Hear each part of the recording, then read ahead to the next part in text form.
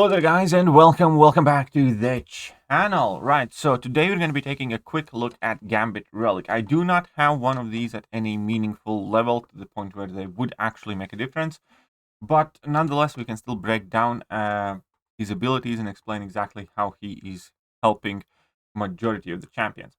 And as we all know, all the relics are basically only as good as the champions that they can benefit to. And luckily for Gambit, he does work extremely well with several powerful champions. So, just to jump his abilities, his striker ability is that his final hit grants an non-stacking physical resistance passive that increases physical resistance by 27% for 8 seconds.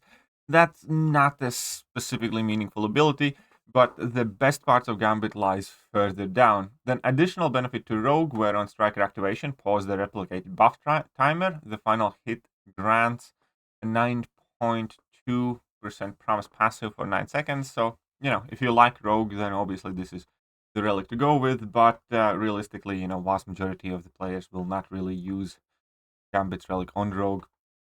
So signature abilities, this relic's physical resistance passive also grants you critical resistance and hits that deal physical damage while this physical resistance passive is active, give you more spirit gauge meter. That's basically your relic power meter, thus allowing you to use relic more frequently.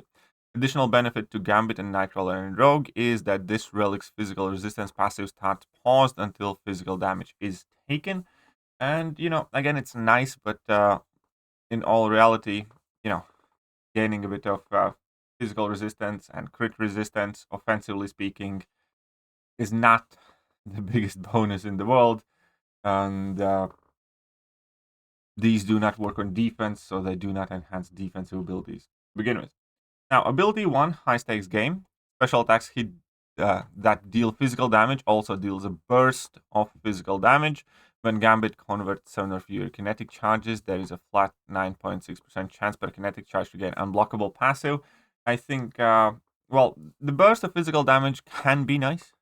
Why not? You're going to deal a bit of extra damage, but again, it's not the most major of the abilities. And the Gambit specific ability, I think, is quite rubbish because in almost all the instances, you do want to convert more than 7 kinetic charges. And yeah. So I don't think this ability is particularly amazing either. However, everything is basically redeemed by this ability too. Special attack hits that deal physical damage gain up to 2400 critical rating if it's not already higher. So the way this is meant to work is that you would get basically a flat 2400 critical damage rating.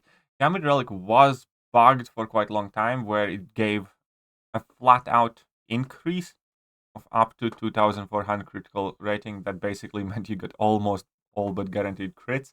It was never meant to be that powerful, and also the scaling of it was kind of off. So the current version of Gambit Relic is significantly less powerful than it used to be, even if you're running the 6-star, because previously this was like if your champion had 2000 critical rating, then you upped it to 4400.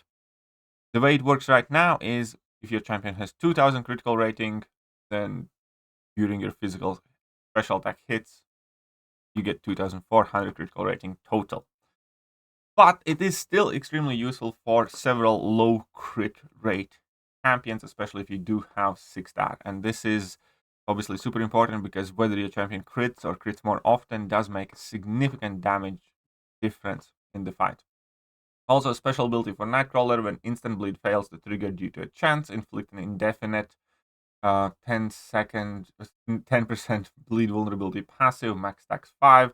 At max stacks, inflicting an instant bleed consumes all of this relic's bleed vulnerability passives. It's nice, more damage to Nightcrawler, I suppose, but again, most of us will not use Nightcrawler in any meaningful situation. And then the final abilities are physical resistance, critical resistance, or most importantly, minus 10% incoming bleed debuff potency, which can be extremely good with Coagulate, for instance, to reduce the bleed damage by nearly 40%, and thus, make your champion much more friendly for Liquid Courage double edge use, which I think can be a quite cool add-on there. So ultimately, when it comes to Gambit, kind of distill his abilities down into something very short and understandable. he gains physical resistance passive, extra bonuses for Rogue, Nightcrawler, and Gambit, physical damage bursts, physical damage specials get increased crit rate. I put that in all caps because that's the most important ability that he has. And then he also has bleed debuff potency reduction. The champions that you should try to use your Gambit Relic on is Gambit himself, obviously Rogue and Nightcrawler if you really like them. But then we have Colossus, Namor, Danny Moonstar, and Toad and Magneto are some of the best options that I would personally look towards using Gambit Relic on. Like, if I had a large Gambit Relic, I think that would be the thing that makes me rank up my Colossus. The difference there could be quite major. But yeah, it's still a good relic, but obviously it is not as powerful as it once used to be.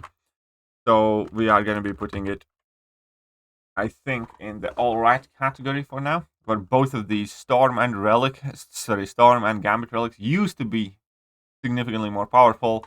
Then it turned out that they're bugged and didn't work properly. Both of them got tuned down effectively, and now they are here.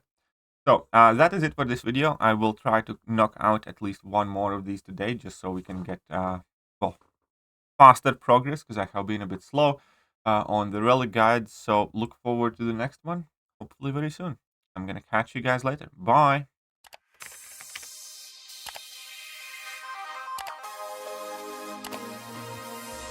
Hello there guys, and welcome back to the channel. So we have all the information about